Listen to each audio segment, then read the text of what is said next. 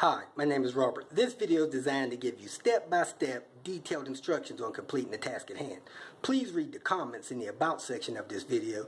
It has valuable information and updates. My YouTube channel has a disclaimer video that I encourage you to watch. And please like, share, and subscribe. I hope you found what you're looking for. Thank you very much for watching.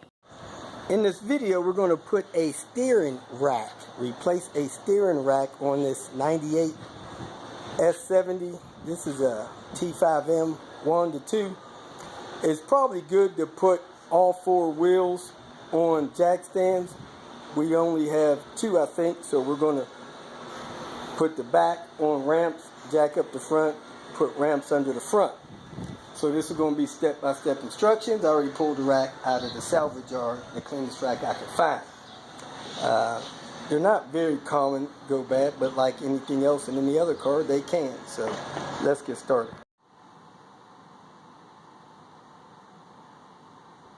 First thing we're going to do is break the lug nuts loose on the front wheels, jack the car up, get it on the jack stands, and then remove the front wheels. Front tire is about an inch or two off the ground. However, how you want to put it off the ground is fine. Next, we're taking the wheels off. One's off, we're going to pull the next one off. Jack stands on the edge of the frame there, a little bit in from that. It's good to support from there, not so good to support from here. A lot of people get buckles in their floor when they support from there. But if you got something that'll spread a little bit of room around, you can do that. You can see that's dented in there. He could probably feel that on the floorboard. The next thing you want to do, if you have it, is support the engine. You can support these engines with a hook or some kind of support here. Of course, this helps support the engine. So if you got something you can lay across the engine, support the engine up so it don't fall down with the frame of the car. That's what you want to do. You want to do, brace the engine from the top. If you can't, put some supports under the engine on the bottom. You don't want to crack your oil pan. So if you got an engine hoist, that would be good too. But you could put some weight on the oil pan, just disperse it real well. Maybe 2 jacks would be better than 1. But we're going to support the engine from down here. Jack stands either here or along the frame of the car there. It's good if you have some that are extended. If not, you could stack some lumber and put them on lumber. Do not put jack stands on cinder block. Cinder block crush, car fall over, you're in a mess. So that's where I'm putting these. There or up here. We are resting the engine on this support here, 2 jacks, not lifting it, just resting it on there. Take off the splash guard on the passenger side and take those 2 bolts loose right there out of that mount so that the subframe won't be stuck to the engine on this side, and it'll let it come down a little bit. Next, we're going to pull the air box to get it out of the way. So you take this clamp here loose, take that air tube loose, pull the mass airflow sensor plug out. If you got the SAS pump, you pull that off. Make sure nothing's hooked on the back of it, like your coil wire and or your boost control solenoid, and jerk this side of the air box up and work it out of the way. Take this turbo intake tube off if you like, but you need to get down there and take that steering linkage loose. That needs to come loose. It's usually a 10 and a 13 millimeter. Take the pin out, take the bolt out, and then when you lower the subframe, that'll slide out. The steering shaft will slide out of the steering column. I did have to pull the turbo inlet tube. You go over the top, 7 millimeter or flat tip screwdriver. You pull the 2 PCV hoses off of it. You unplug the PTC valve, and then when that clamp is loose enough, you take these 2 hoses loose from the inlet by the mass airflow sensor and pull it out. Now I have better access to this pull that pin out of there and that bolt out of the steering wheel. Alright, I have that bolt out. Good to go. Now it's time to go under the car. What you want to do is pull the bolts from the steering rack. You got a 15 there, a 15 there, a 18 there, a 15 there, a couple of 15s on the other side. Go ahead and loosen all of those bolts. Take them all the way out.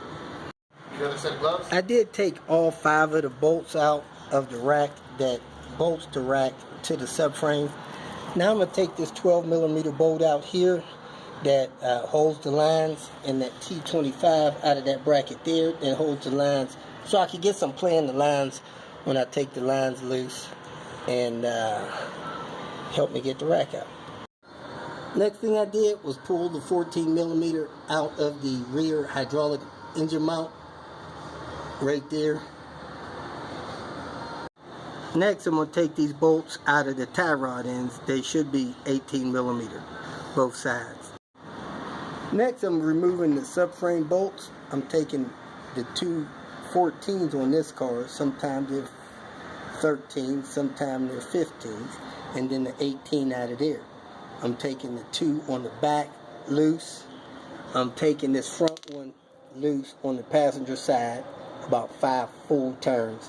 And I'm taking the front one loose on the driver's side, about 8 turns. But the 2 rear ones, I'm taking them all the way down, and the subframe should drop. And then I'm going to take the lines loose. Subframe's hanging down. Next thing I got to do is get the linkage loose from the steering column up there. It'll fall down a little further. And I'm going to tap these out. It's best to hit the knuckle with a small sledge until these pop out. That's how you get those loose. You hit this gray part here with a small sledge, and those will pop out of there. Do both sides. Got the ball joints loose, or the outer tie rod ends rather, and now I just need to take those 2 lines loose. Once I get those 2 lines loose, I should be able to maneuver the rack out. On the other car, the donor car, one of them was a 16, the lower one was a 19. These actually look a little different, but let's see what they are. The rack shaft was a little stuck in the steering column, so we sprayed some penetrant lubrication on there, whatever you want to call it, PB Blaster, and we tapped it out. Put some on top, tap it out till it comes out. Now we can reach the lines on the rack. After you get the top line out, you're going to have to push it real hard to get it out of the way. Check the seal. If the seal's bad, you're going to have to go get new seals. And then I'm going to go ahead and break this one loose. It's a 19. My small adjustable jaw wrench has been able to break both of those loose. Held the lines up, pulled that rack out of there on the driver's side.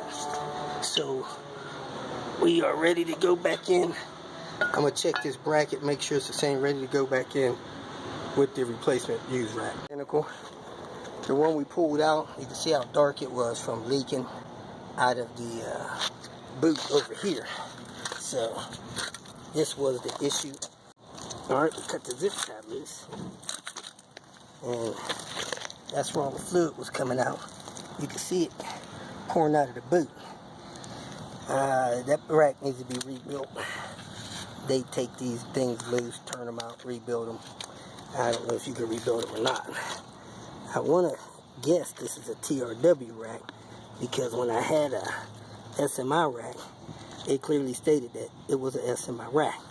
So his inner tie rod ends on this are a little better than the replacement one. They're close. I think this one is better. Oh, that one real loose too. So we're going to take the outer tie rod ends off and swap those over and go back in with this thing. The large hose, the seal looks fine. The small hose, the seal was bad. So we went to Napa and got a replacement for that small hose. It's better to get the green ones, but the black ones are fine. So we're going to go ahead and put this in, put this back together. Super extra careful you don't cross thread these lines. The rack is lifted up and shifted to the passenger side just a little bit. The holes are almost lined up. The line came around, got the bottom one in, threaded it in a few threads with my hand. Now I'm tightening it in with the wrench. After that one's tight, then I'm going to put the top one in. Do not cross thread those lines. The lines tightened up. I maneuvered the bracket in the right position. The rack fell down through the subframe. I put 3 bolts in on this side, 2 bolts on the other side. Then I went back there and got that 14 millimeter in that rear hydraulic mount. While I was raising the subframe, I did it on the passenger side, raised it up. I got this to line up. Now you got that little flat spot on the steering rack, and that bolt has to go through that. As you can see, it's saying LH, that's left-hand drive. I put that bolt in there, secured that. I raised that slowly while it went into position. So over here on the rack, you can see it's got this flat spot right there. That flat spot has to be lined up so that bolt goes through it. This teeth may be keyed, but if it's not, that's fine, because you know that bolt has to go through there, so line it up like that. I won't know how our alignment is till we get the wheels on, but it was aligned to the last car that it was on. I got that tightened up, got the pin in it, checked my turbo while I was down here. Now I'm going to put this turbo tube back on, tighten that up, hook the PCV back up to it, and hook up the PTC plug. You put that on and keep moving. I got both outer tie rods on, tighten those down. Then, as I said, I raised my subframe, put all the bolts in it, tightened it up, torqued down those bolts on the bottom of the rack. So, next thing we're going to do is fill up the reservoir for the rack, and we're going to cycle the steering wheel around a few times back and forth to bleed the air out of the rack, so we don't start the car with the rack empty and damage this power steering pump or that rack. So fill it up, turn the wheel back and forth 5 or 6 times, top it off, do it again, top it off, make sure you get all the air out that you can before you start the car. You use the type of fluid that your manual recommends, turning it back and forth a few times, getting that fluid through there. And then we'll probably cycle that thing through back and forth. Alright, got a little bit of air there. We'll let it rest, come back, do it again, 5 minutes, come back, do it again, 5 minutes. Make sure you got enough fluid in there before you start your car. Up, we got the brace on the lines. We cycled the pump across several times. Nice and quiet. Go ahead, turn the wheel through a few times.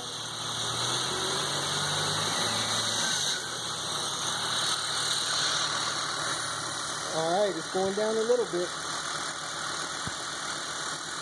Alright, we're going to put the wheel on here and see how bad the alignment looks. Maybe try to align it a little bit. If they don't look too bad, we'll just leave it the way it is. Alright, you need some fluid. If you feel that this information was useful, please like it and share it with your social media friends. You can subscribe to my channel so that you will get notifications of future videos that I post. You can follow me on Twitter, and if you need to contact me directly, please visit my website. And if you have any questions, leave them below, and someone or myself will reply to them. Again, thank you very much for watching.